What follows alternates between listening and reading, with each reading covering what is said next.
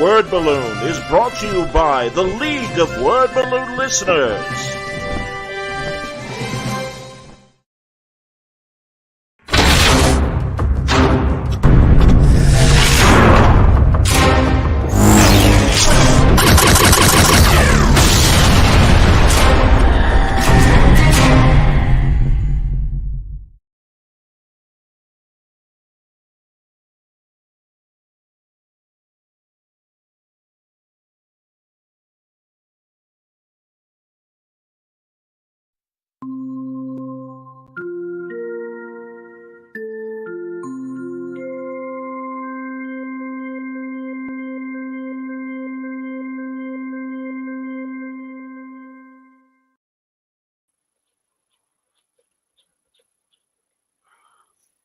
Hello.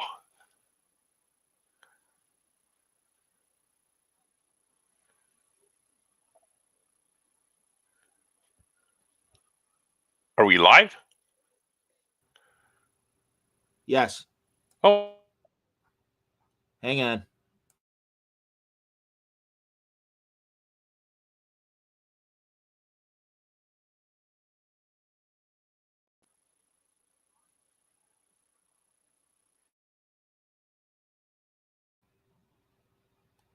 Ugh.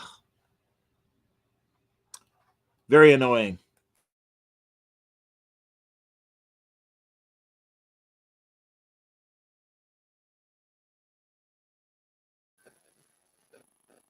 Okay, I hear Franco, I think. Hello. There we go. Hi. Okay. Technical difficulties in the galaxy. Indeed. No, I should have Uhura on the comms, but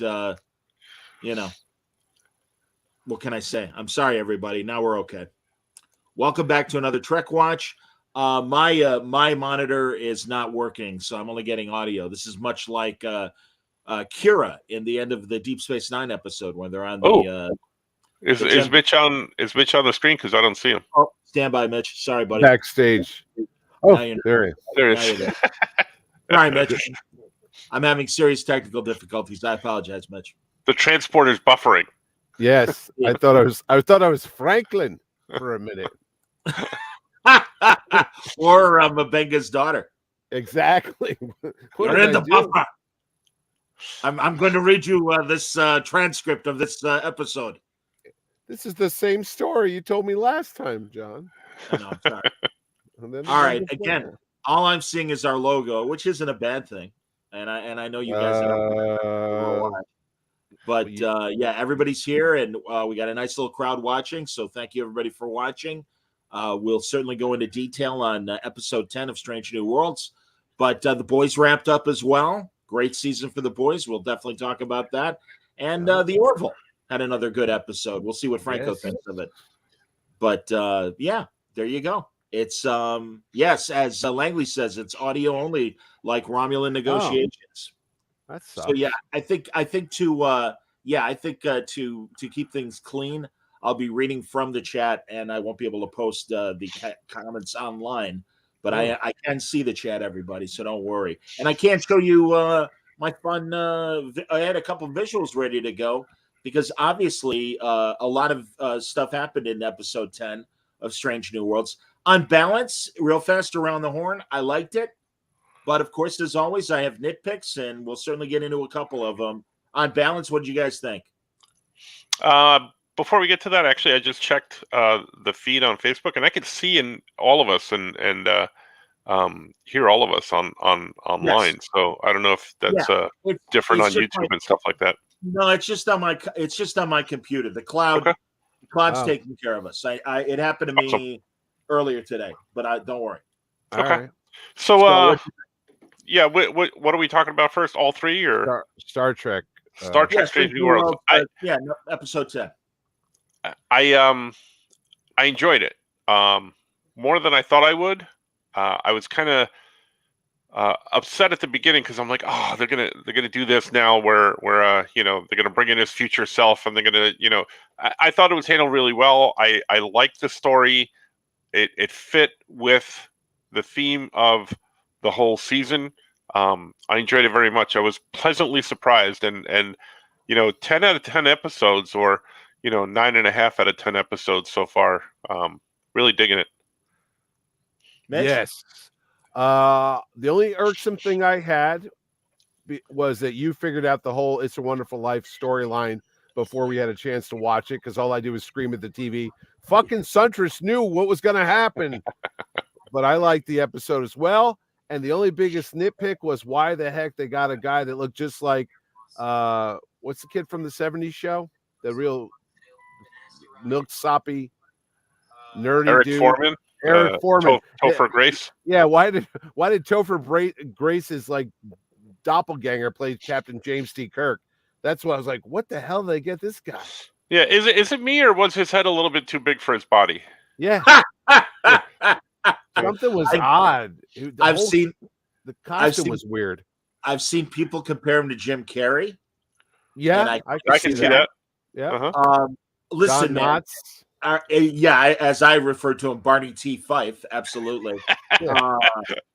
And I got to tell you, man, I'm sorry, and this is going to sound so conspiratorial and tin hatty, but I am convinced that the new Trek producers, they really hate James Kirk as a character, and that has nothing to do with Paul Wesley, the actor. And it's a shame that he's the guy that's going to have to carry the burden, because there is nothing about that guy that says I'm James T. Kirk. There is no charisma. No. There is no sense of command and ingenuity. I mean, the stuff they had Kirk do was very James Kirk, but the guy delivering the lines, I didn't believe it. When Henry Fonda played young Mr. Lincoln, he still looked like Abraham Lincoln, and he felt like Abraham Lincoln. And even a young Kirk, and we'll get into the timey-wimey of the episode and everything, but obviously for the second season, they've already telegraphed that he's going to be there. And because we've seen publicity stills of him with La'an together, and she's back in her command, or in her red uniform, and not the gold that she was in this episode. I guess you could say, well, he's more frail because he's younger. Bullshit. Yeah. And also, again, even younger, no charisma, no sense of authority, all right, let's get him. Again, he said all the right things, but the delivery was just so, to me, low key. And it's, to me, they're whitewashing even Kirk as a character. And I hate that. He came across as an arrogant, young 20-something-year-old. What was that movie with Christian Bale, American Psycho, when they had like the corporate guys? Yeah, he came across like a fucking rich, spoiled brat that's like, I'm better, like a little jock guy, like, I'm better than you. I know what to do. Listen, sit down, Pike. I'll take care of this. He just came across as arrogant and a jerk. I thought of that too, but when I was watching the episode, I'm wondering, like, this is a future alternate timeline. Yeah. So I'm thinking, did they do this with his performance, physical appearance aside? Did they do this with his performance on purpose? Because, when we see him next time, is it going to be a different type of Kirk? Because the Kirk that we know has been on Enterprise and has had Spock to kind of, steady him, and when he wants to fire off into these directions or anything. That would be an interesting and bold move, and the right move. But it remains to be seen what happens if he shows up, and when he shows up in the second season, if he's different or not. Well, I told Johnny I thought they were trying to emulate Chris Pine, because this kid had the real thick Chris Pine eyebrows and stuff. And then there was one sentence in this show that made me think this is the J.J. Abrams show now, because he goes, "My father was aboard the Kelvin." That's right. And I was like, oh my God. So this is the Star Trek J.J. Abrams universe now. So I'm like, wait, does that mean Discovery is now, and all the other shows were not on the old Star Trek timeline that we know, or because that Kirk's dad was never in the Kelvin? Well, you could say, I hear what you're saying, but given that it was, I believe, the destruction of the Kelvin that created the Kelvin timeline, that perhaps George Kirk was on the Kelvin, even though, because we really don't have any back matter from the series itself or the movies, and that up until recently was the only stuff that was canon. So, I mean, I remember in Star Trek novels, George Kirk was an officer in Starfleet.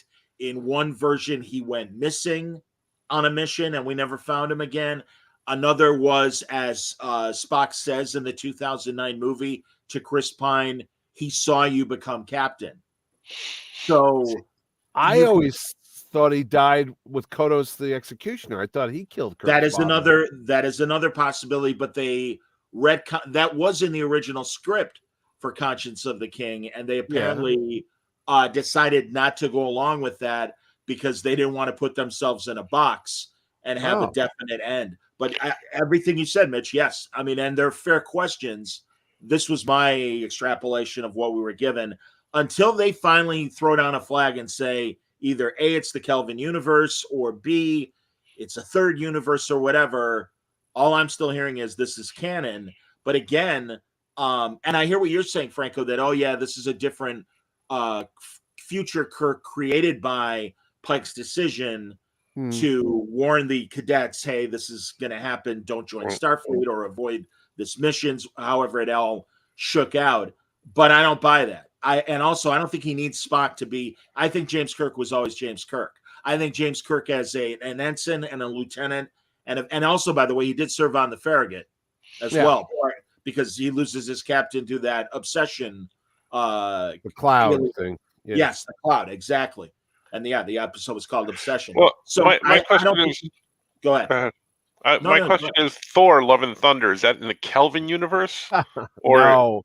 Oh, ironically, it's in the DC universe. Who saw that coming? All right, I'm stopping Mitch and you now. I I haven't seen it yet. So I saw it. Chris Hemsworth was the dad in the Kelvin universe. So. That's right. He was. He was. So you're right about that. Absolutely. Yes, he's the son of Thor. You know what they really didn't explain too well? I mean, I know it's just a story trope, but the future version of Chris Pike showing up wearing the next the Wrath of Khan uniform. He said, I'm you from the future. I'm like, okay, it's fine. He's wearing the uniform. I'm not going to get nitpicky about that. But I like there really was no concrete explanation on how his future self got there, other than that little, I have the Klingon time crystal. That's what we were going with. That I guess. Well, you don't really need to know anything else. What else do you need to know? No, is it because the future version of him saw the war that erupted between the Romulan Empire and the Starfleet Empire, whatever you want to call it, Starfleet, and he said, the only way I could fix this is if I get the crystal and go back and stop myself from when he wrote that letter, because I know that's when everything hit the fan. That's the only part I was like, wow, that's really taken a lot of faith that was that one key moment that's going to ruin the entire, history of the Federation and everything in the future, because Chris Pike was selfish because that's easy to decipher, because he knows that he wrote the letters to those kids when he wasn't supposed to, because that altered the timeline. So that's the one point that alters everything. Right. And also I think it's that general science fiction trope that all possible universes do exist, and because not only that, but what he says, what future Pike says to Strange New Worlds Pike at the end, in terms of every scenario of this ends with Spock getting hurt. So the only, it's kind of like Doctor Strange in Infinity War, where you got to make this choice. There's only one solution that works. I am surprised that he didn't say that he said that it was Spock that was the key to everything, and not Michael Burnham. Well, thank God. Thank God. You're 100% right about that. Good morning. Yeah. But also that kind of, I'll be honest, that kind of bothered me as well. Yeah. But whatever. By the way, I had never heard the phrase Monster Maroon referring to the original cast movie costumes with that maroon look and everything. I love it. I've never heard that before. No, that's what they call it. What Monster Maroon? Monster Maroon is what they call that uniform, which cracks me up. The future Pike uniform that he was wearing? Why do they call it that? I always call it Wrath of Khan turtlenecks. That's Sure. what I remember. Sure. Yeah. But they were still wearing it in, all the other movies. They were, for the rest of the show. Yeah, other than the first movie, other than the motion and picture. even in Next Generation, when they did the flashbacks of Picard, when he was on the Stargazer, when he got the knife through his chest, he had that without the turtleneck thing with the red. And thing. Jack Crusher. Yeah. Yep. No, absolutely. And again, listen, I don't claim called it. Who cares? I mean, I know it was so obvious. Like, it really was to me. But also, I didn't mind that. But what listen, I again, they kind of drive me crazy. And on balance, I love the season. I'm so sad that we got to wait till next year to get season 2. But that said, on the one hand, it's okay that they went back to Balance on Terror, but on the other hand, it was poor man's Balance of Terror. As cool as the effects were, I just wish they would have come up with an original story rather than, okay, now this is what happened if Pike were facing these same scenarios. And every performance of the new people, I don't mean our Strange New World crew, but like the Romulans and stuff, that guy can't hold a candle to Mark Leonard. Yeah, that's true. Yeah, I mean, well, in another world, I would have called you friend. Well, in another world, I would have called you a bad actor because I'm sorry, the guy wasn't up to Mark Leonard's amazing performance. Right. You're right. Go ahead. You know who he reminded me of? Is the guy from Galaxy Quest, the guy from Just Shoot Me from I've seen other people make that comparison. There's a very funny guy who has this. I believe he's from Eastern Europe, and his handle on YouTube is the Nitpicking Nerd, and that is his lobby card for his episode of his review. And he's got the guy from Galaxy Quest next to that Romulan. And you know what would have been cool is if they would have used James Frain, the guy that plays New Trek Sarek, to play the Romulan commander. That would have been clever. Yeah. But whatever. I mean they were even going as far as the same camera angles. When they did the reveal and the camera shot across the bridge and went right to Spock, and they played the music like dun dun dun dun, and then it's like commercial break. Well, I mean, they were definitely trying to get that same effect. I liked it. I liked it. Yeah. I didn't say it wasn't bad. It was fun. Things. Yeah, exactly. Certain things. No, I'm with you, Mitch. Scotty was on the Farragut. I was like, really? No. He was on the Enterprise. He was on the Enterprise. It's 7 years. It's many years later, and it was all right. Because Spock was in the Enterprise Jeffries tube and talking to Scotty. Yeah. When he did that, I was like, Scotty's there? Mm-hmm. Well, and also, I like Kirk's move of let's use the mining drone ships to present, as an armada. Yeah. It was a Kirk move. Yeah. But again, I'm not getting that gutsy, charisma laden performance. And also, I watched Will Wheaton, of course, because I had to hate watch. Oh no. And they had the co-showrunner, and now his name is escaping me. I'm sure someone in the chat will tell me the guy's name. I want to say Henry Alonso something. Maybe Henry Alonso Myers. I'm not sure. But they're like, well, we don't want to do a Kirk imitation or a Shatner imitation. It's like, you don't have to do a Shatner imitation. No. You have to show charisma and command. Yep. And you didn't show that. I mean, I'm somebody that a take charge guy. You don't need to be Shatner to be a take charge guy. And conversely, with Anson Mount and the way he approached Pike, based on his interviews about how he approaches Pike and the rumors that I heard too about when he first appeared on Discovery, the audition was just for some generic captain. They didn't tell him at first it was Pike. Right. Once he found out it was Pike, he's like, well, this guy matters. Yeah. And he's an important character in Star Trek history. And what I know about the character, I'm going to play him a lot more my way. And I had heard rumors that the producers weren't crazy about that, but we as fans, both new Trek fans and classic fans, are all like, that guy. We like that guy. We want more of that guy. He's amazing. And they're like, okay. And this could be tin hat time on my part. I will admit that.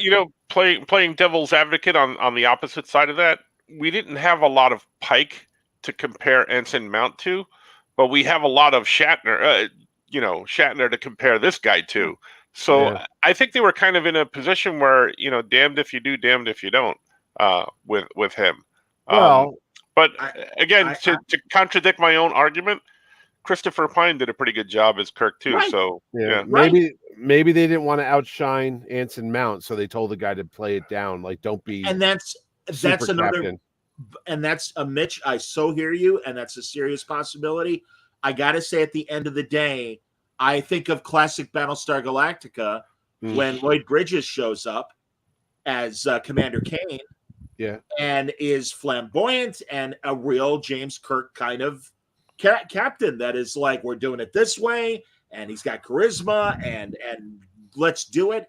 And in the face of Lauren Green's Adama, and it's like, no, you could and it drives me crazy. It's like, do you not want what would be described as an alpha male? Is Anson Mount, well, all right, we'll give you one, that's enough. No, bullshit. This is James T. Kirk. 55 years of us classic fans loving this character. And I'm sorry, again, I don't blame Paul Wesley at all. And maybe we'll see, as you said, Franco, because his future was different. Right. Maybe he's a little different. I don't know. I mean, the way Picard was... that's the way I would have played it if I was directing, Well, slightly different in like Tapestry. After, he makes his choice, and then he's that junior science officer rather than the captain. I don't know. He made Harriman look tough from the Enterprise B. That guy had more ball. That guy had more balls in command. Cameron Ruck. Yeah. Or Alan Ruck, rather. Cameron from Ferris Bueller's Day Off. Yeah. I hear Langley says I'm willing to give the actor a break and wait and see what we get. Yeah, might have been the director. Just like Ethan Peck. Ethan Peck. I think he's grown in the role. Oh, yeah. Yeah, I thought he was kind of horrible in those Discovery episodes. Oh God, I even told you I thought it was a different actor because I'm like, I hated that guy with the beard. Yep. And you're like, oh, that's the same guy. I go, it is, because he was terrible. Before. Well, and also starting as low as Paul Wesley is as Kirk, we'll see. And obviously that's the Kirk we're with. We'll see how they write him, and we'll see how if he grows in the character, and as you said, with an alternate future, maybe that explains some of his alternate delivery.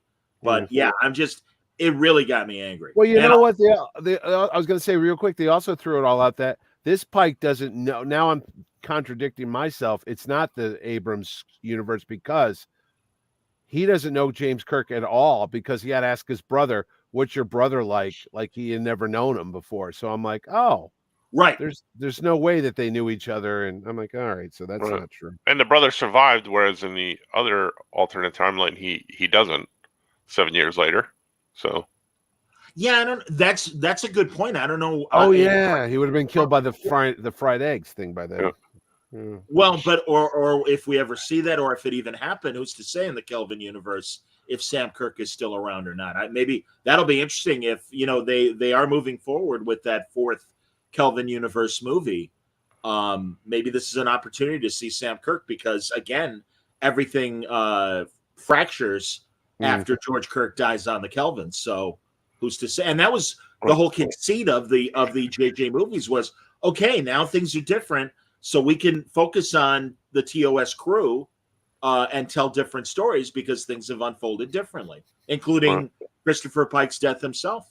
Yep. So yeah.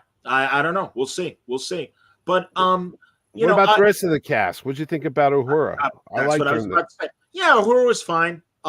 She was in the outfit. Yeah, of course, and sitting in whatchamacall, communications. Yep. So that's cool. It's weird. They switched positions for Reyes and I noticed that.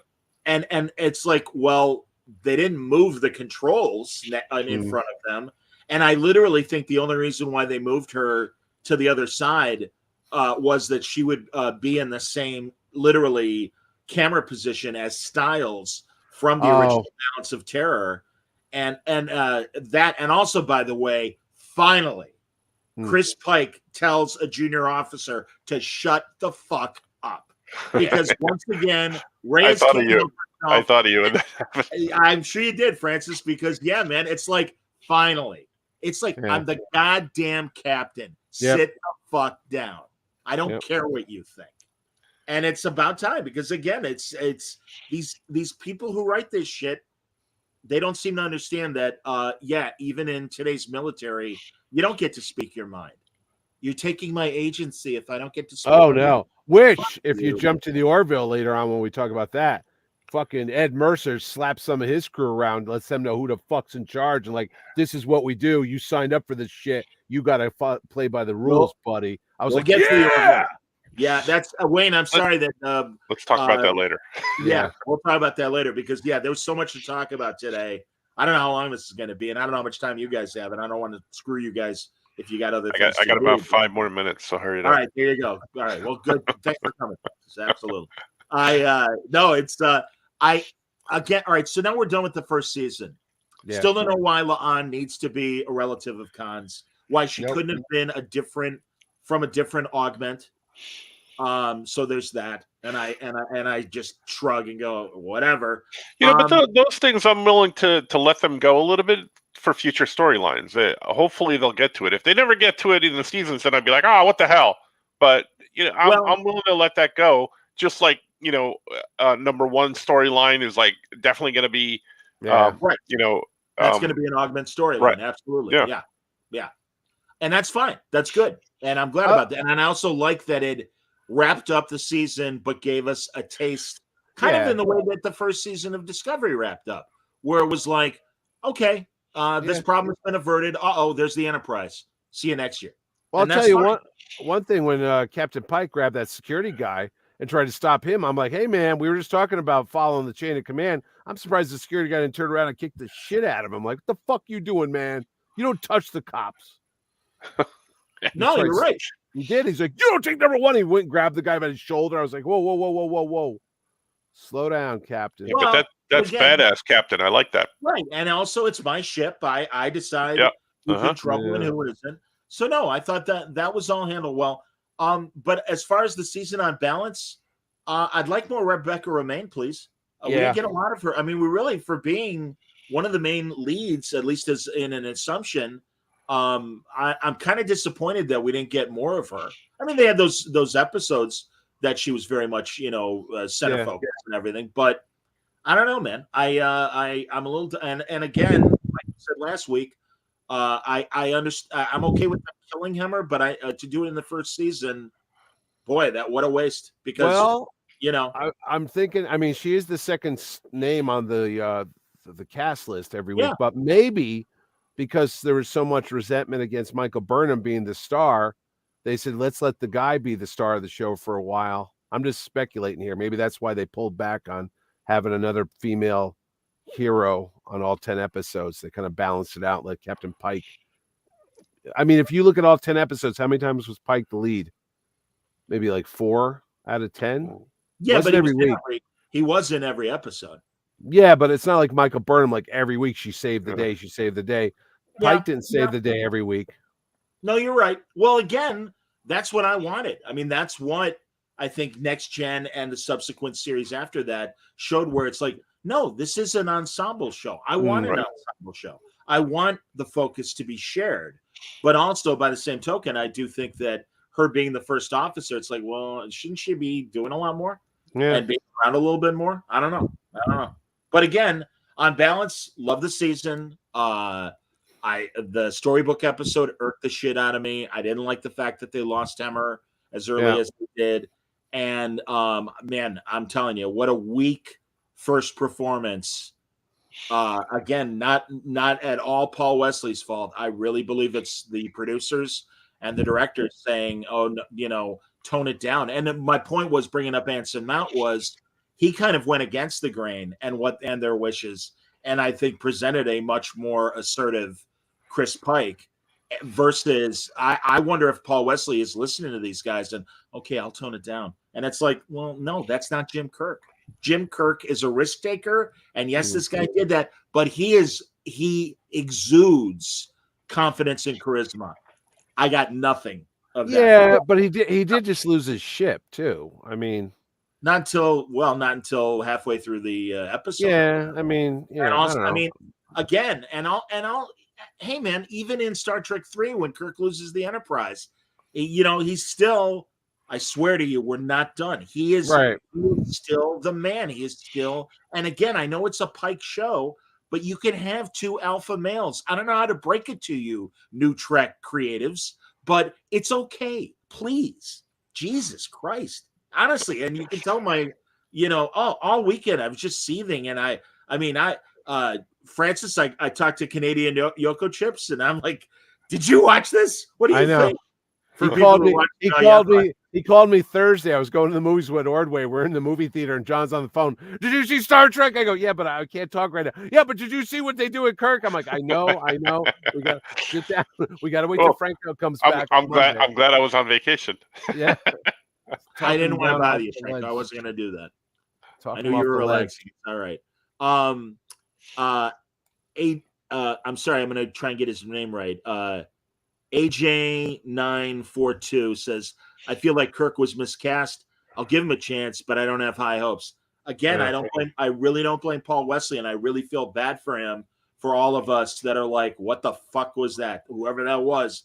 In the words of Lloyd Benson, I knew Jim Kirk. Jim Kirk was a friend of mine. You, sir, are no Jim Kirk. Is he on some other show? I don't know the actor. Is he He was in the Vampire Diaries on the WB. Never watched it. Oh, okay. Was he the lead or something? I have no idea. Okay. That's his main credit that people point to in terms of genre fiction. So I don't know. But yeah. And again, I feel bad for him. And maybe he will show more swagger and charisma. I'm hoping. Future episodes. We'll see. But yeah. I don't know. Any other thoughts on the whole season? Well, no. The only reason I brought that up was because, they hinge so much of this on Spock, that he dies in every timeline, and they have to make sure that, they save him and everything. That's why I thought maybe the Kirk thing didn't groove with how we know Kirk to be. But it remains to be seen. That's all I want to say. But other than that, I like the season overall. Yeah. And I loved at the end because obviously, just like Kirk and Spock have this brotherly relationship, there is this mentor-mentee Pike and Spock thing. Right. And I loved at the end that Spock, you're important to me. And you're important to me too, Captain. And then he says, Chris. And it's like, yeah, man, that's how strong the relationship was, that Spock was willing to defy Starfleet and get Pike and get him to Talos 4 in the menagerie. Right. And it's like, no, I know this guy. He deserves this, and I am loyal to this guy, and I know it's a better life for him if I make this choice, even though it may mean my career and everything. So again, I love the Pike Spock relationship, and I want more from M'Benga. I'd like more than just my daughter and the papa, and I'd like to see that difference. But again, killing Hemmer. Do we really need to rush to have another, if there is going to be, obviously based on hearing Scotty's voice, but that was 7 years in the future. If we immediately get Scotty next year, we don't need Scotty. And again, I would have liked to have seen, much like Miles O'Brien or who was the engineer on Enterprise? Oh, Trip. Yeah. Let's see another cool engineer. No. Yeah. It was a nice 10 episode. All you need to know about Star Trek. If you gave these 10 shows to somebody who's never watched Star Trek ever, like brand new to it, they probably can get a good feel for what all 55 years has been like just from these 10 shows. You got the adventure, you got the action, you got the mysteries, you got everything, the alien races. It's a nice little, like a Reader's Digest version of what the fuck Star Trek has been about for the last 55 years. So it's been a nice 10 episodes. In fact, if honestly, like the Watchmen HBO series, if they never, and I know they're not, but if they never came back with another Strange New Worlds and this is all you ever got, I would have been like, you know what? That's great. I liked it. It's perfect. I got to see a little bit about things I always wondered about Captain Pike. I just hope it doesn't get so much beaten down that we're going to be like, oh, I hate this show.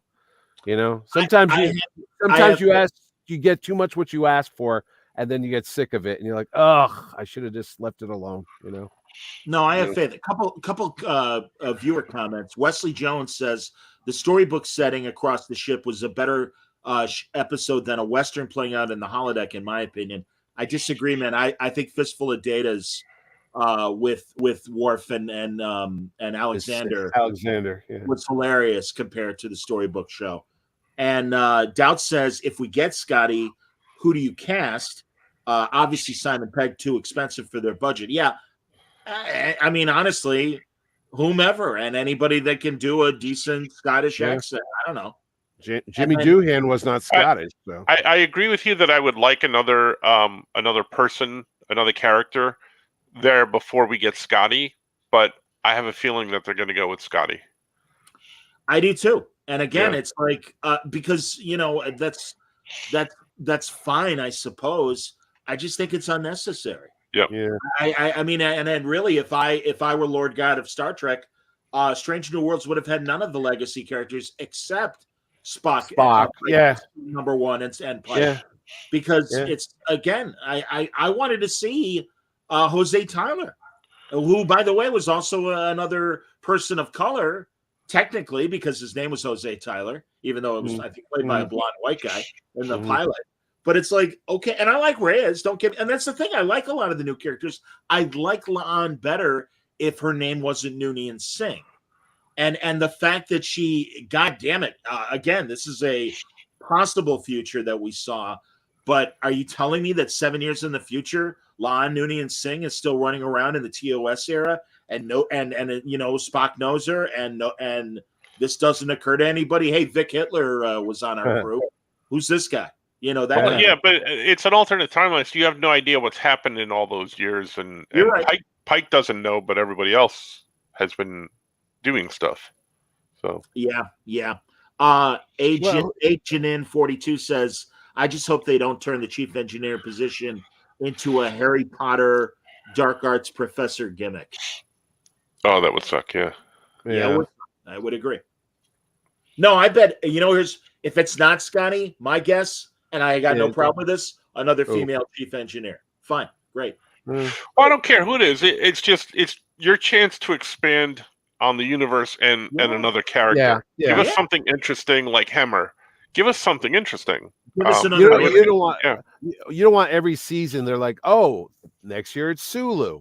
Next year it's Dr. McCoy. And then we're going to end on the 5th year with Captain Kirk coming on, and that's how the show ends. And they transition it off and be like, oh my God, this has just been one build up to Star Trek that we know.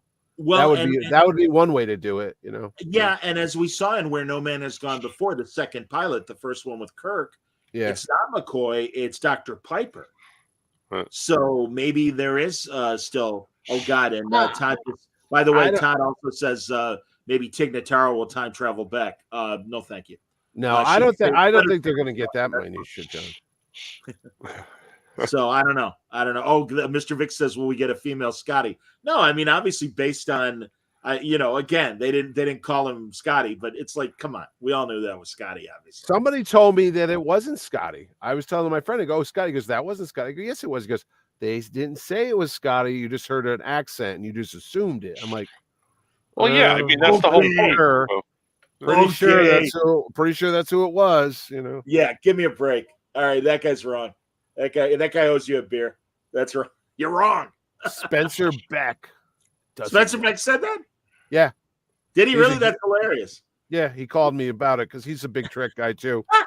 I didn't know that. That's hilarious. Oh God, yeah. And he's like, not Scotty. That producer said that wasn't Scotty. I go, no, they didn't. I have a feeling we'll be doing that at Terrificon at the end of this month at Mohegan Sun.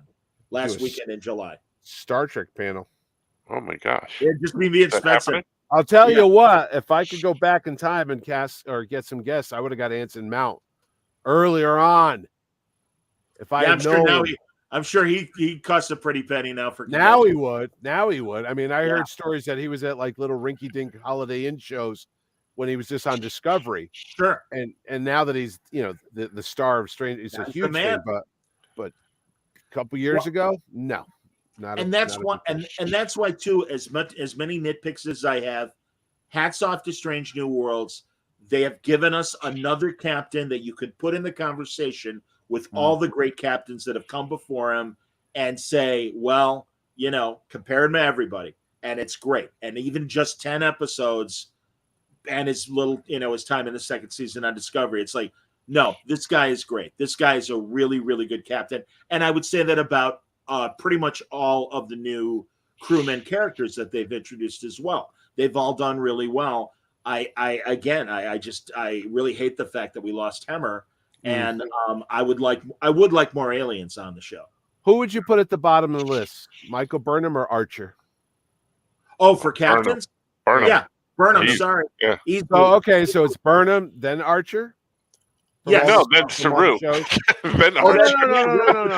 No, I never thought of the captain. He was captain. He was captain in the I know, but I never thought of him as captain. I was just like, what episode is it going to be where he steps down? I never thought they were going to stay with him. No, technically he's captain. You're wrong. Well, technically Spock's captain too, but well, you're right. Technically, you're right. Captain, he is captain because he was captain in several movies. In the movies, but let's just do the TV shows. Okay, fine. But again, I think when you're a full season as captain, as Saru was, he's a captain. Sorry, man. Yep. So he'd be on the bottom. I think he's above Burnham, Saru, Archer. Man, Cameron. I'll tell you, because that's movie. Cameron from Ferris Bueller's Day Off. No, just TV shows. Janeway. I would say honestly, and I love Janeway, but after that, it really is like it all depends on opinion. For myself, I would say Janeway. Yeah. Then I would say, and again, this is really hard between Sisko, Picard, Kirk. Because I love Ben Sisko. Ben Sisko. You didn't put Pike on the list. Where's Pike go? Oh, well, then I would say I would put Pike after Janeway. Janeway. Ahead of Janeway. I would. And I love Janeway, but I'm sorry. And again, this is just me. I've always adored Chris Pike. The minute I saw the Jeffrey Hunter pilot, I'm like, I want more stories of that guy. I loved when Marvel did the 17 issues of Pike stories. Every Pike novel I've ever read, I've adored. As you know, I had Mike Friedman on a couple weeks ago, and we talked about Pike. Pike is really, and again, he was Roddenberry's original idea. So that's why I do put Pike ahead of Janeway. All right, so it's Kirk, Picard, Sisko, Pike, Janeway, Archer, Saru, and then Burnham. That's it. Yeah, there's not a lot of varying degree for me between the top four, or the top three. There's Kirk and Pike and Sisko, but it's hard to say. And Picard. You didn't say Picard, Kirk, and Sisko. No, and that's why any younger fan that would put Picard ahead of Kirk, I got no problem with that. Yeah, anybody that puts Sisko ahead of the two of them, and Janeway for that matter. I think it's a generational thing. Sure. If they put Picard atop, I'd be younger people than us. Yeah. And really, man, no, Janeway, it's so great because this is like baseball players. Yeah, I know. There's no right or wrong on this. No, and you can make a real strong argument for any of the top four. Yeah. You really can, because Janeway's a badass. Absolutely, man. And also it didn't occur to me initially, but also having Future Pike exist because there's other people that were theorizing, was this a hallucination on Pike's part? And again, with the time crystal, I assumed it really was Future Pike. The fact that they could both exist together is like Voyager's Endgame last episode, where Future Janeway is guiding present day Janeway. I'm like, don't worry about the Prime Directive.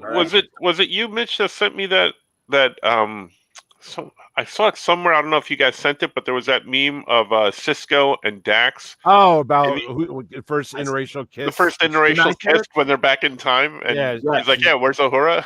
Yeah. No, there's honestly, and Gigantic Jeff, an podcast fan, sent me the one of Cameron of what was Captain? What was the Harry? Oh, Harriman. Yeah. I'll warp over. Well, yeah, he says like he's just gonna keep hailing me. He's getting like great scene from Ferris, and he's got that look on his face as Harriman that's just like Ferris Bueller. It's that so chinless true. that chinless wonder. I'm like, you can't be a captain. You have no chin. Oh, you know, there's a fan film called Star Trek of Gods and Monsters, and it is really cheesy. It looks like 70s Doctor Who in terms of its effects. That said, Chekhov, Uhura, and Harriman are all in it. And, really? And it's great because Uhura even says to Harriman, his first name is John, and she's like, John, nobody blames you for Kirk's death. That's a really raw deal. And he's like, yeah, tell that to, half the Starfleet or whatever. And she's like, well, none of us who knew both of you have ever felt that way. And it dovetails into an alternate universe. And Alan Ruck does a really great job in this film. Yeah. As Dowd said, this episode felt like It's a Wonderful Life to me. Absolutely. That's what I said, man. That's kind of what I was anticipating. I'm surprised they did it in the first season, but then again, I'm not. Maybe now Pike won't dwell on knowing about it. I was going to say, are we done with this storyline? We put it to bed. So. We don't have to keep bringing it up like, I'm going to die in 5 more years and 2 weeks and 3 days now. Because he knows what's going to happen. And it's like, look, I'm not going to be obsessed. And it's just the way it is. Move along. Put your trauma behind you. I don't want to lose my pain. I need my pain. Exactly. Can you see Paul Wesley giving that speech? Not me. Not me. No. I mean, and again, but I could see Chris Pine saying it. I can't see Paul Wesley cracking eggs and making an omelet for Antonio upstairs. I need Dill. Buster. Something's missing. Oh, it was the toast. It was the toast popping. No, you got to do that direction. When he points to the toast, he goes. I was like, wow, that's acting. I'm sorry. That was. I know it's goofy, but Can you see Paul Wesley chopping wood like that? No, beautiful dream. Yes, exactly. Yeah. I know. I mean, the generations. What are you going to do? But he uses his fingers so much in that movie, and I don't mean it's like an acting thing, but if you watch that show, he's like, "You hear that? You hear that?" All he does is keep pointing to stuff, and it's really weird. It's like, what's going on here, Captain Kirk? It's something you do in front of another actor's face. It's like, fuck you. I'm gonna point to everything. He was taking Kirk in another direction. Come on. Go ahead. I was gonna say I've heard people say the uncharacteristic things they didn't like about Star Trek V was because Shatner was directing and he didn't have another voice in his ear saying, "Okay, Bill, let's take another take. Maybe tone it down just a little." I love 5. Inglorious Treksperts just did a commentary for number 5, and I'm telling you, I love that movie, and it's got flaws. I don't deny it, but for me, I think it's a shit ton of fun. I haven't watched it in years. I literally maybe 20 years since I last saw it. So it's all the Spock, McCoy, Kirk scenes. Yeah. I mean, those are the best. I'll give them to you. That's the best part of the movie. Even when they're in the cell. Kirk is trying to break out and he fries himself. You could have told him. And if you remember that scene, he's doing that finger thing. He's doing like that. You don't have a brother. You don't, and he's doing that. And whenever you see that, I had an acting guy tell me that's an actor who can't really do it with his voice, so he's shoving his fist like a monkey trying to punch you in the face or something. I'm like, really? And then when I watch movies, I see that Harrison Ford does it a lot. It's like, dude, use your voice, use your acting, use your words. Don't just keep punching the other guy in the face to make your point. Do you know that Obi-Wan Kenobi show that just ended? Yeah. The guy that was playing the rebel pilot, they were calling him Little Ice Cube on the Kevin Smith show. every time he went to make a point, if you go back and watch it again, he's like, "We can't go out. They're right out." And he kept every time he went to speak, he threw his hand out to the side. Every dialogue, it's like, "They're right outside." That's hilarious. Obi-Wan. It's like, dude, we get it. You're trying to act. Stop it. That's great, man. All right, let's notice it. Anything else before we move on to? Let's go to the Orville, because as always, that'll unfortunately be probably our shortest conversation. But I love the Orville this week. It was really, I didn't know how it was going to end for a moment, because I'm like, maybe he's not coming back. You know?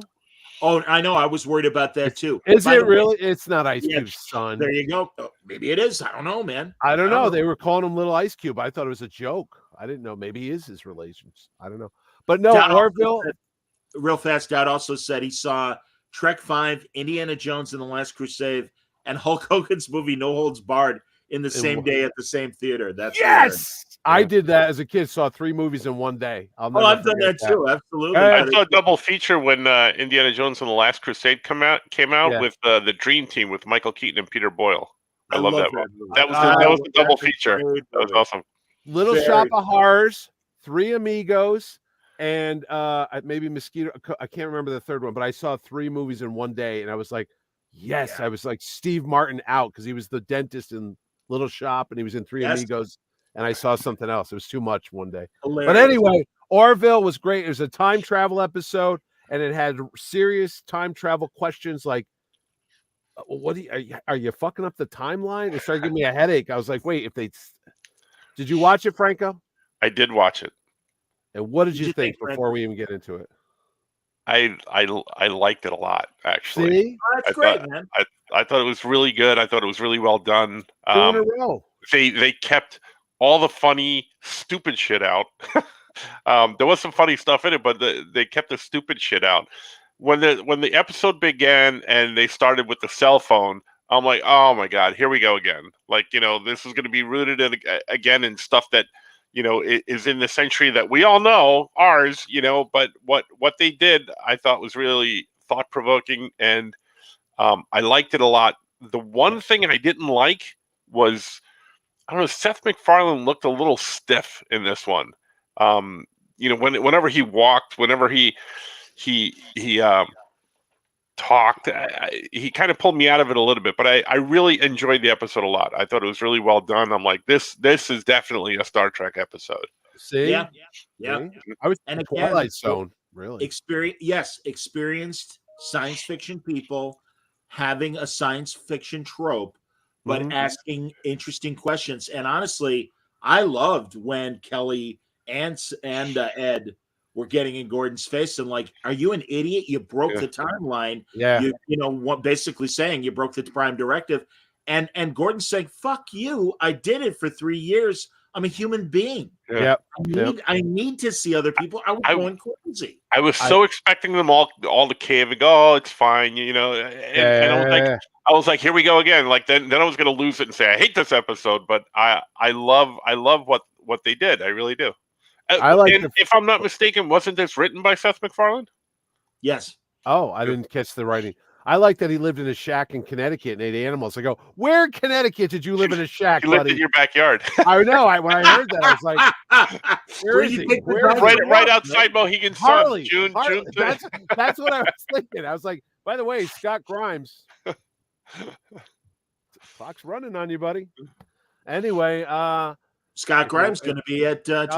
Well, we don't know. Signed a contract about a month ago. Never got back. We don't know what's happening. I got your hotel room. I was like, get off the pot.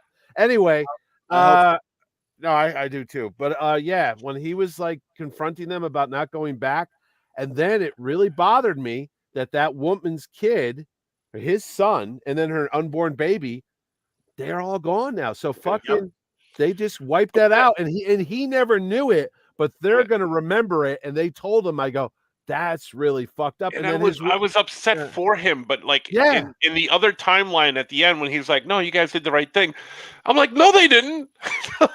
No, you should be yelling at them. But I know. But I'm saying in his shoes, I would have been yelling, "No, you didn't!" Like we know what happened, and that's the trauma for us. But I thought the episode was just really just well done all the way around. And it's easy to compare New Trek to the Orville, but that situation with those kids was 100 times more heartbreaking than Mabenga's daughter.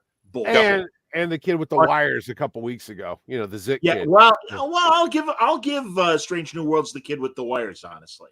But I do think, just like it reminded me of that great Deep Space Nine episode, Children of Time, where do you guys remember that one where they go to the planet and they go through the planet's surrounded by some sort of barrier. They go through. It turns out it's 200 years in the future, and it's a colony of people that came from the Defiant crashing on the planet. And the guy was playing the Dex, Trill that was carrying the Dex symbiote and everything. Now, it was such a and that one ended the same way, where all these people just vanished and didn't exist. Yeah. The Defiant crew knew them, and also that beautiful stuff with Kira and Odo, and that's when Odo, the future Odo, had the guts to tell Kira how much he loved her and everything.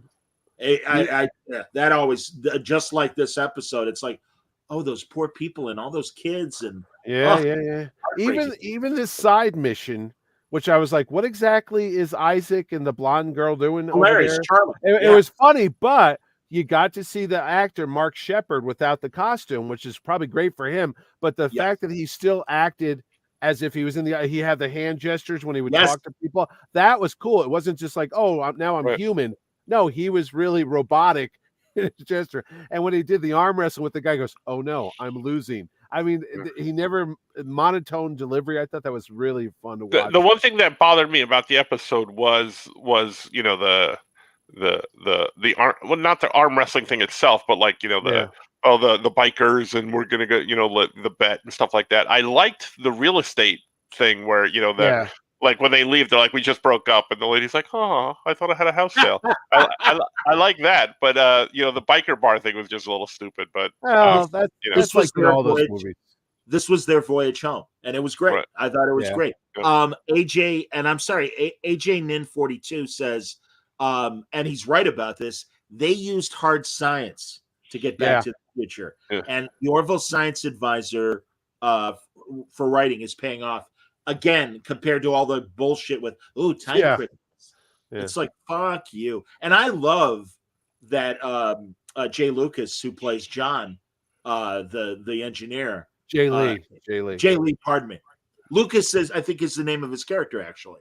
No, it's John Lamar.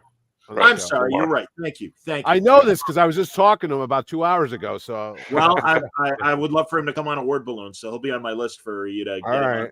I will. That would be great, especially if Scott Grimes is iffy, because they were. I know. I'm hip. It's cool. I wouldn't mind telling you. Who's not iffy? Me. I'll be there.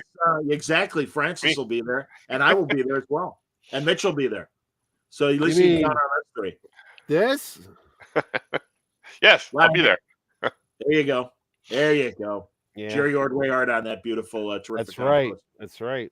So, Doubt says, I wonder why they never used that image inducer gimmick on the show before. That could have helped with the xenophobia Isaac dealt with in the early. Isaac? They did. Yeah. They did use it. They did. They did. But it it crapped out on them. Yeah. That's right. But I'll tell you what though. When we go back to the episode when he goes, "What about interfering? What about Isaac? You trust him? He helped kill thousands of people."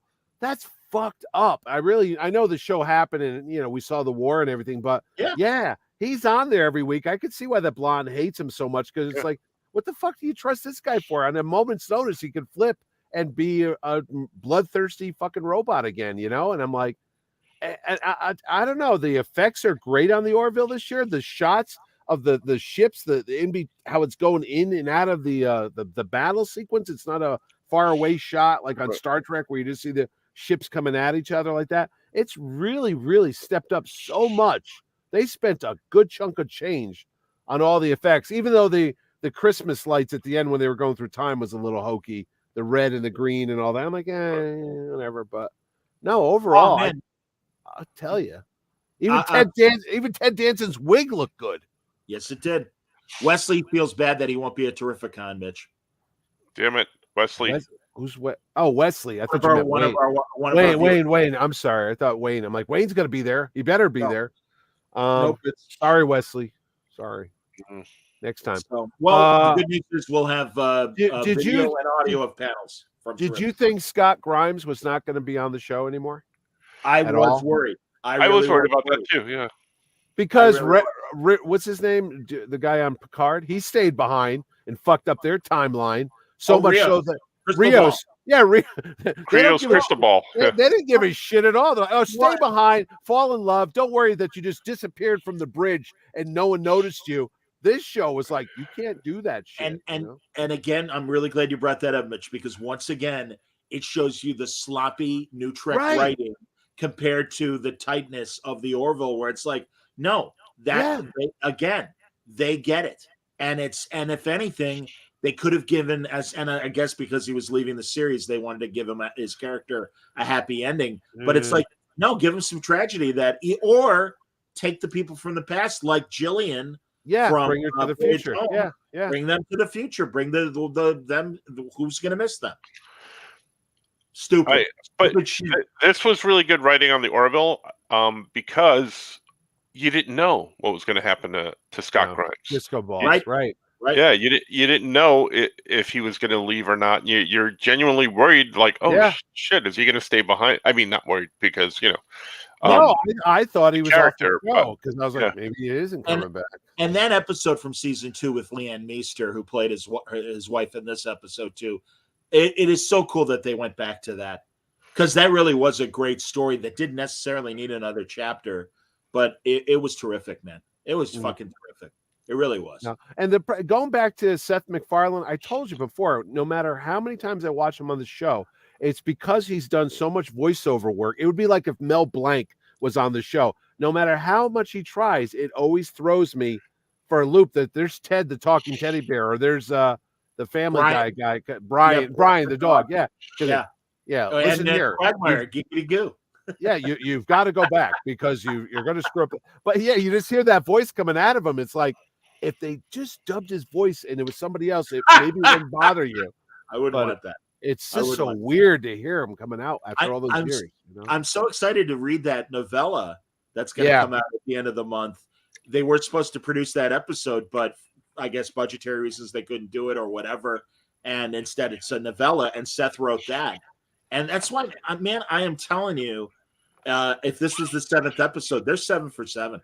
Yeah, they really are. I really have not. There has not been one, and I know Franco disagrees, but it's like 2 out of 5. I am going to tell you that this season I'm enjoying much better than the last 2 seasons. Yeah, I was hate watching, but now I'm kind of like, oh, maybe I'm turning a corner here. Yeah, and dude, I hear you, because again, that first season, I'm like, I don't know. I mean, I'm rooting for Seth because I like him, but I don't know. And truly, like I said, in fact, one of my best friends who's a big Trek guy, he's like, now what am I going to watch? I'm like, dude, you got to get into the Orville. And I know. Like, I was thinking about going back and watching season 2 because it's been like 2 or 3 years since it was on Fox, and I don't remember everything. I'm like, maybe I'll go watch it again. It's worth it. It really is. I'm really excited because when I meet the actors at Terrificon, June 29th to the July.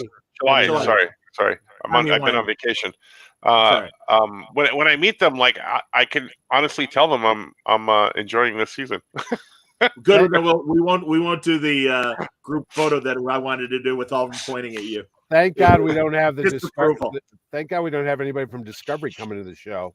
Oh boy, man, I would have to do a serious tap dance, much like the Inglorious Treksperts did. Although I agree with them when they had Terry Metalis on. And they even are like, they said the exact same thing that I always say, where it's like, hey, we're not going to have a guest on our show and tell them how much we hate their work. No. It's like, we're going to talk about positive stuff.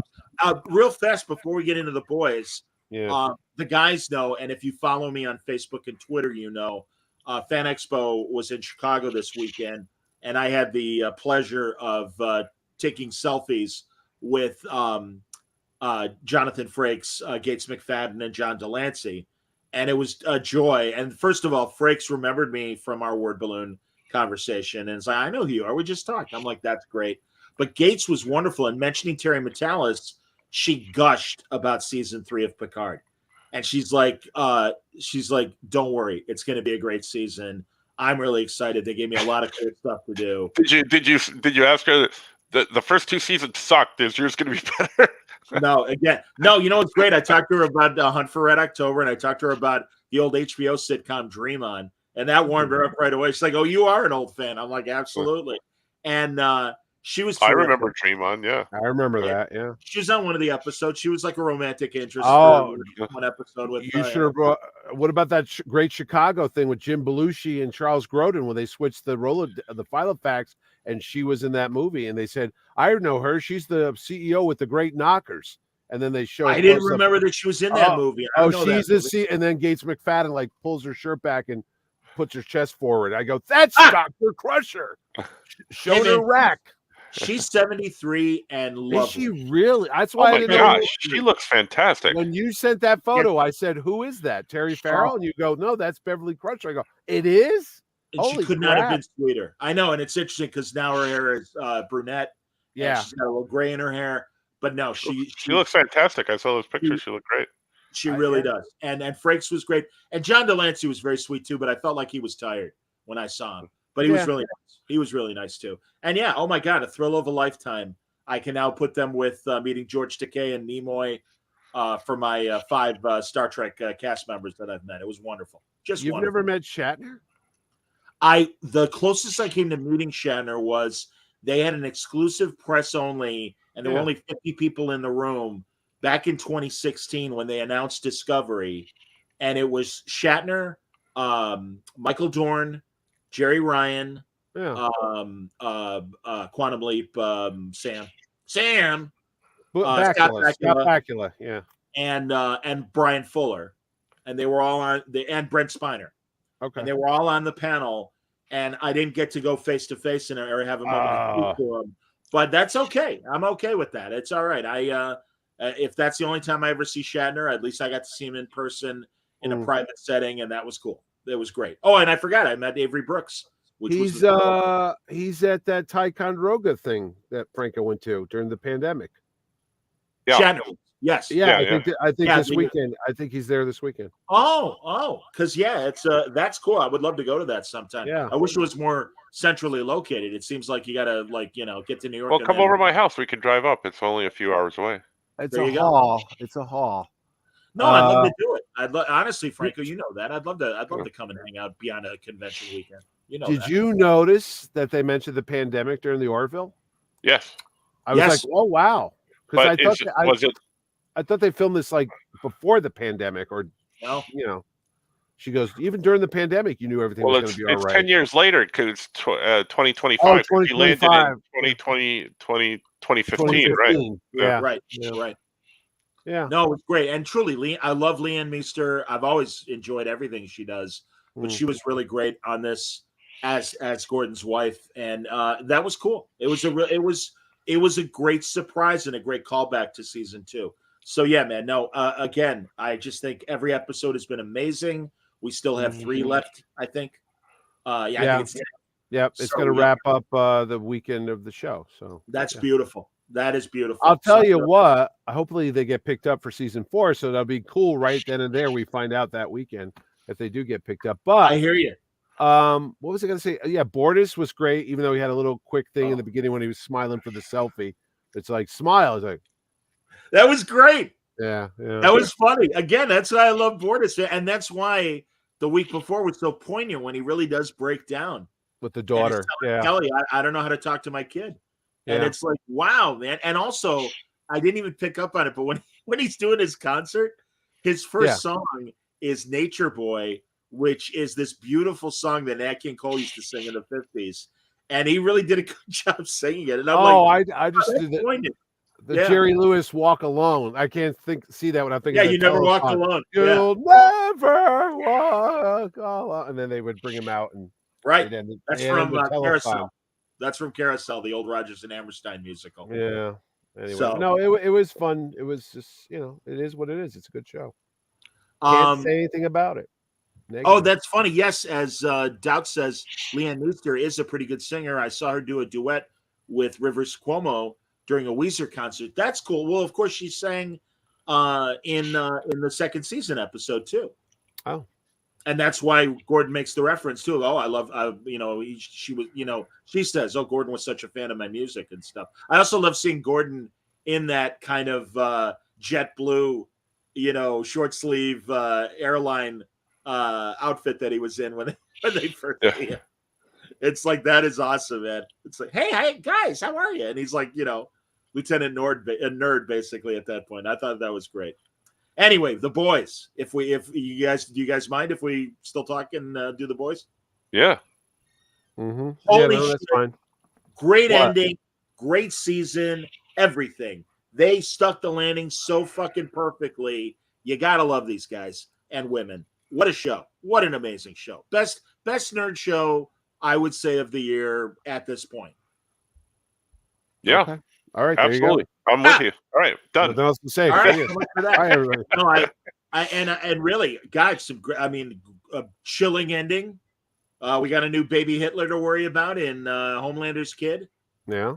Mm-hmm. And I love the fact that Soldier Boy isn't dead but kept on ice.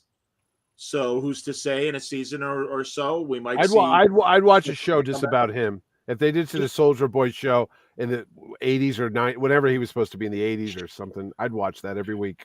He's fun. Jessup is his last name. I forget his first name. From Supernatural. No, it's no, that's the other guy, isn't it?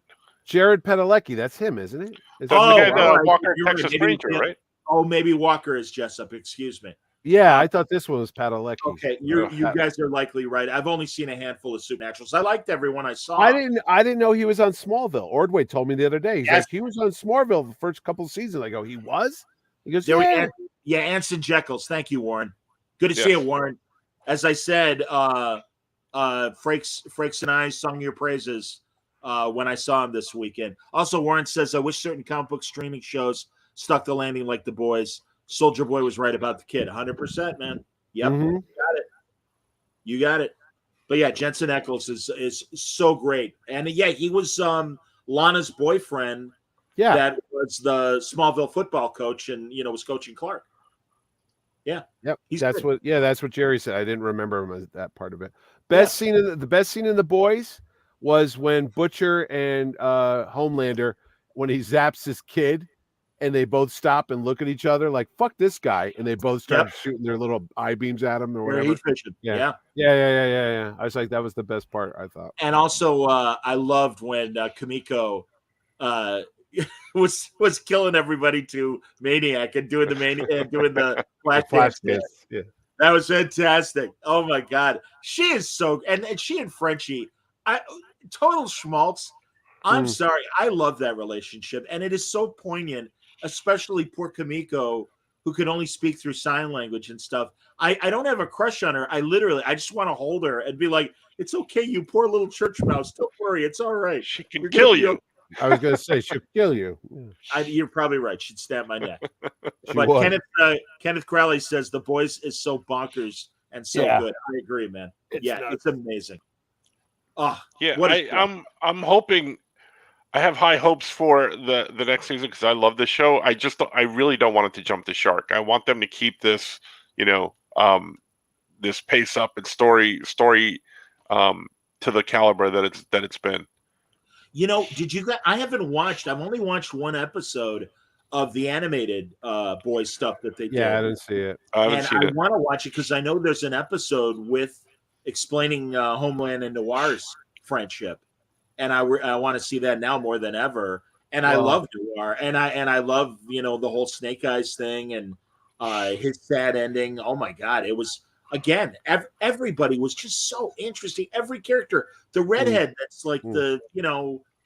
Oh yeah. He makes her take her wig off. Yeah. Thrilling, man. And the Deep, Jesus Christ.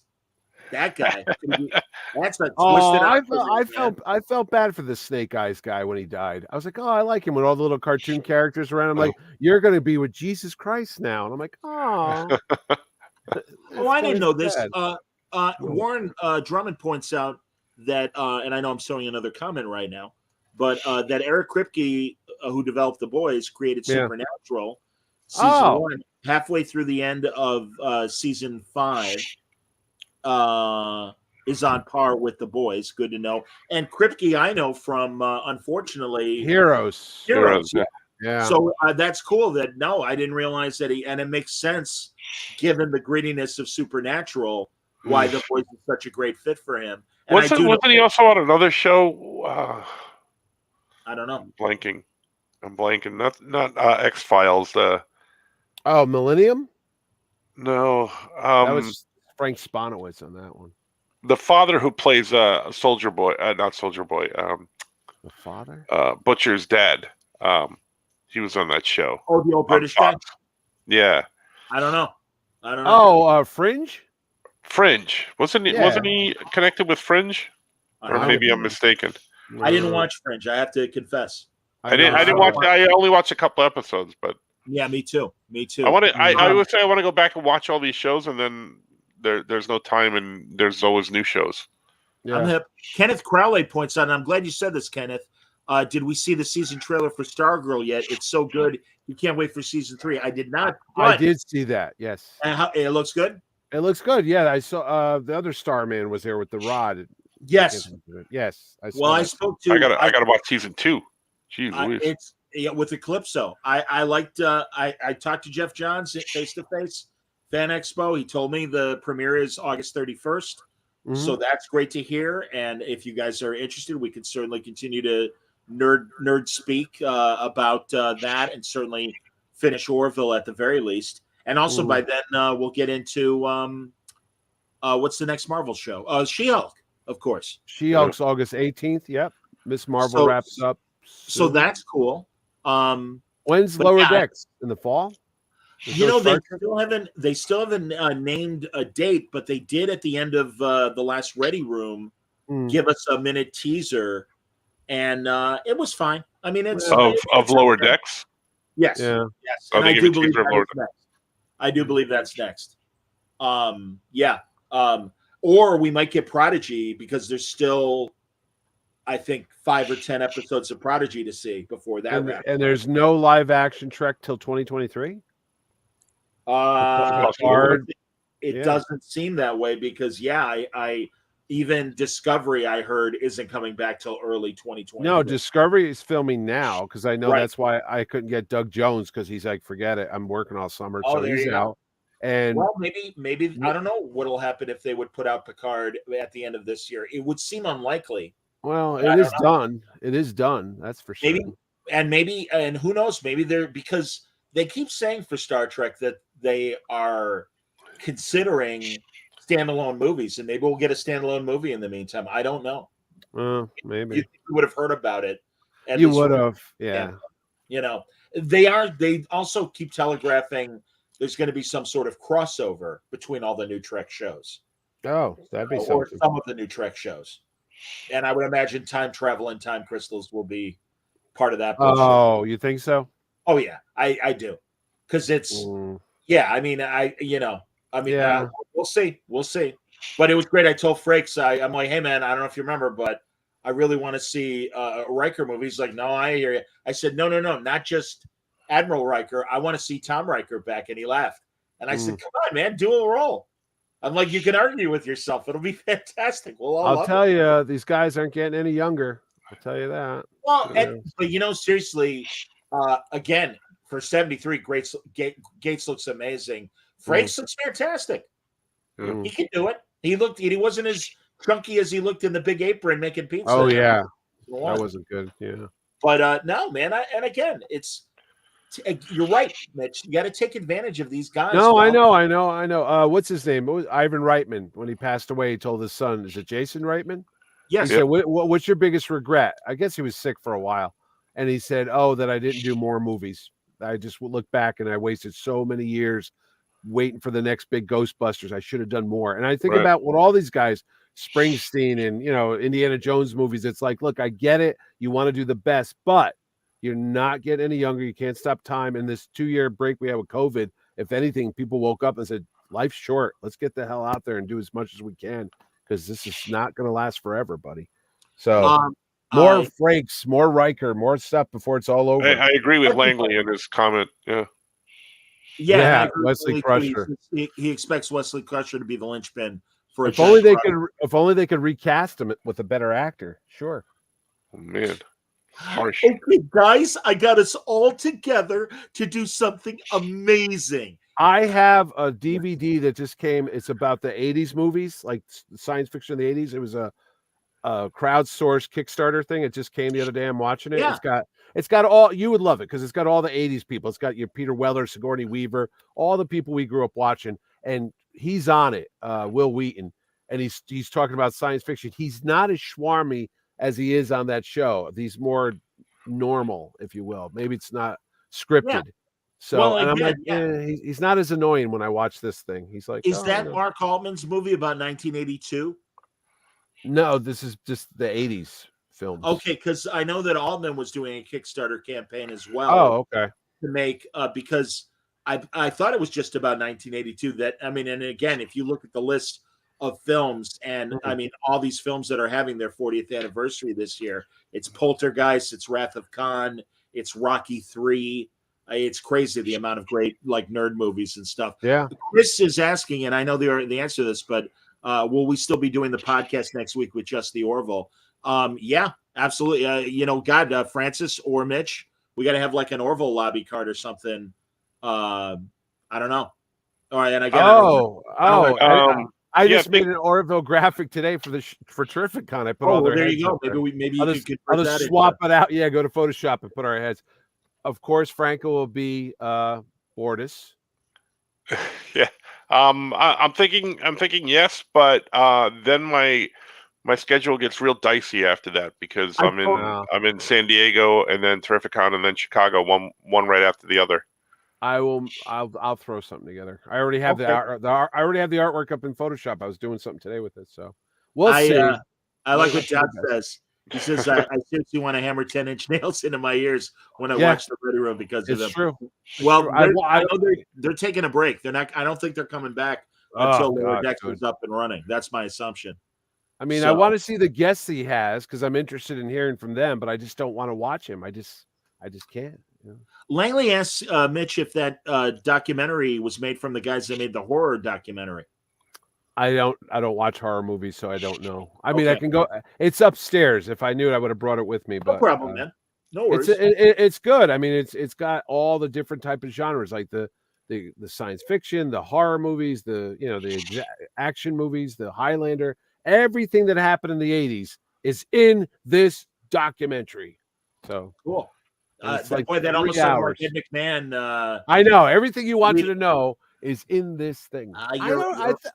You're wrong, my gray-templed friend. No, I think Altman is in it. Or Mark Altman had something to do. I'll have to go check the credits. Yeah. Because again, last summer I talked to Mark about this movie, and he promotes it every week on his on his Treksperts show. God, by the way, the Treksperts commentary show there. I think it's called the Ready. No, it's not called the Ready Room. I forget what it's called, but. They did a commentary of a Voyager season 7 episode that Larry Nemec wrote the story for, and Larry Nemec, great. Oh, I know Larry. Yeah, Trek guy. Yeah, absolutely. White hair, beard. Yeah, and it was Lineage, which is the episode where there's a generation ship of Klingons that have for 200 years have been going towards the Delta Quadrant, and they run into Voyager. And they're following a prophecy of a Klingon child that will be a new Messiah. And the captain is like, no, that's B'Elanna's child. And it's a great It's a great Klingon episode of Voyager that I never remember watching. Because in the 7th season of Voyager, I was getting impatient. And I have to admit, I'd like look at the premise and be like, yeah, not interested, whatever. Q's kid. I'm like, yeah, I don't give a shit about Q. Give us more 7 of 9. I don't care. I don't want to watch this anymore.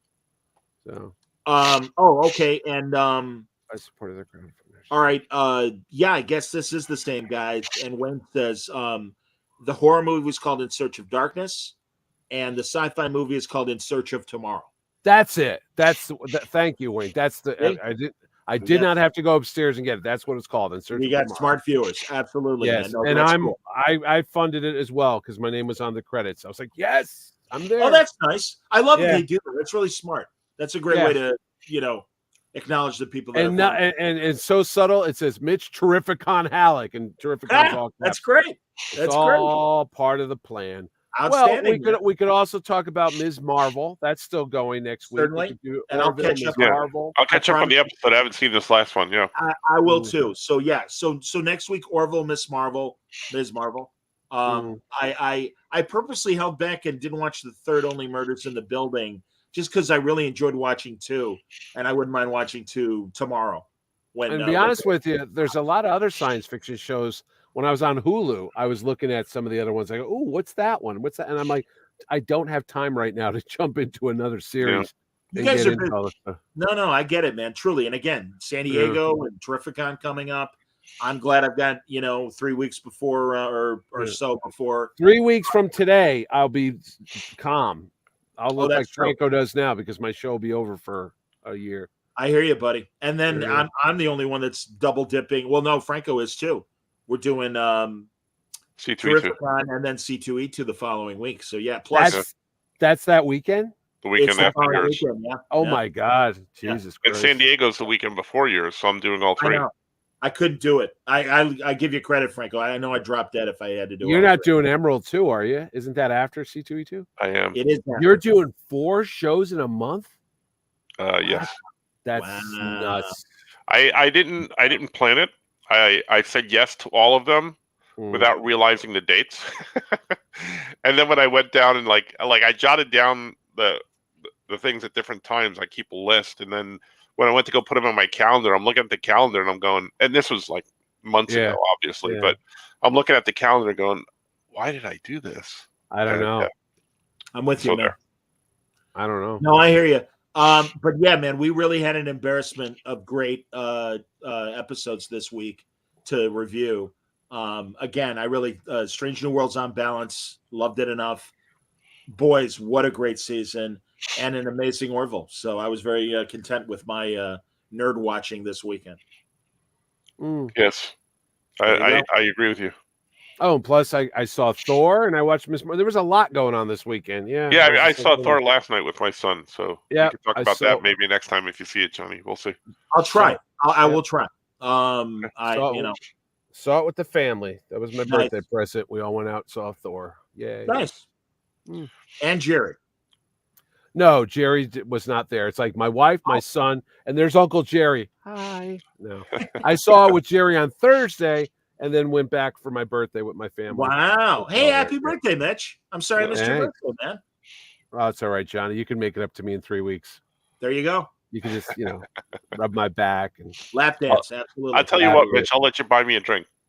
How's that sound? Well, we're all going to be, if anybody wants to find us, we'll be at that Roadhouse, the Country Western Comedy Club. Roadhouse. Yeah. Roadhouse. That's true. One of us will be riding the bull. No, we are the only big event that weekend because Shawn Mendes, the singer, just canceled his tour. Wow! To focus on his mental health. I don't know what that means. Wow! Yeah, and he was going to be the Friday night show, and then Saturday was that other country singer, not Carl Urban, but Keith Urban. Keith Urban. No, not him. That's the one that's married to Nicole. Toby Kidman, Keith. Right?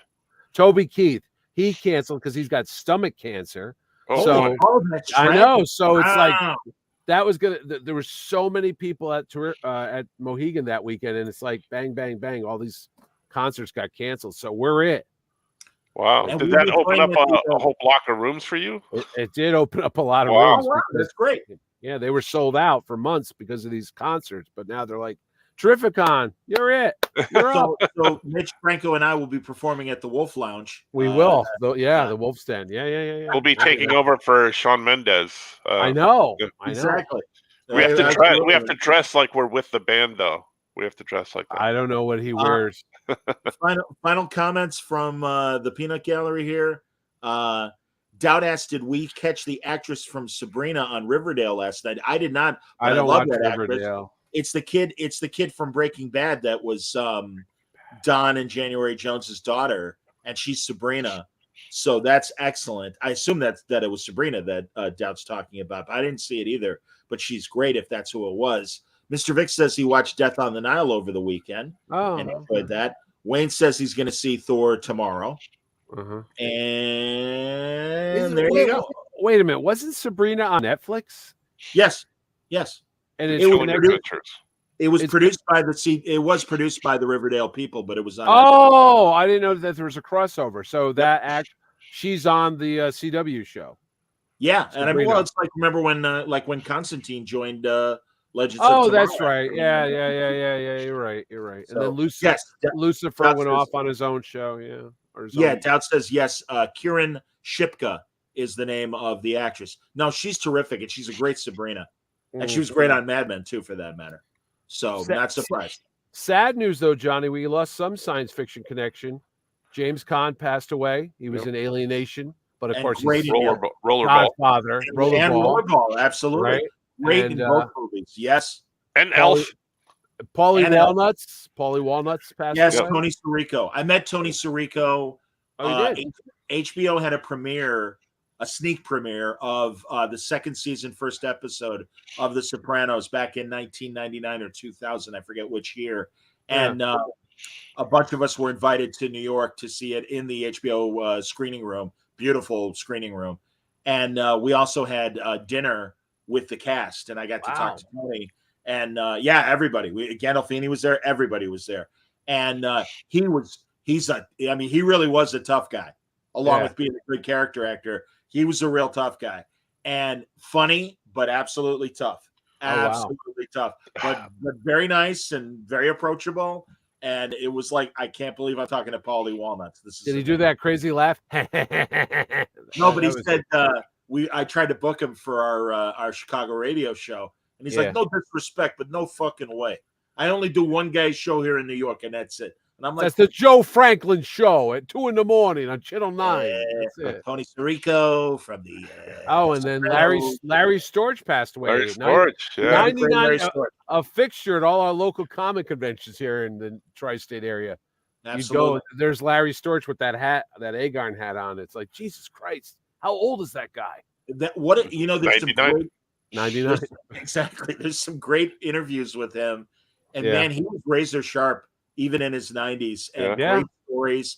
And also one of the original Ghostbusters. That's right. With Forrest Tucker. Yeah. And Bob Burns in the gorilla suit. Spencer, Tracy, and Kong. And Kong was actually Forrest Tucker's name. And it was like, Larry Storch was Spencer. And the gorilla was Tracy. It was Spencer, Tracy, and Kong. Yep. And the guy that played it was Bob Burns or something. Bob Burns. Yeah, he had a huge collection of sci-fi material. He was friends with Forrest Ackerman, I believe. Yes, and Glenn Strange, the Universal Frankenstein after Karloff in all the subsequent after Son of Frankenstein, the subsequent Universal movies. That was Glenn Strange, and he was very close to Glenn Strange and really knew. Great interview with him on Gilbert Gottfried's podcast. If you look in the library, really good stuff. Did not know that. All right, there everybody. You go. That's it. There you go.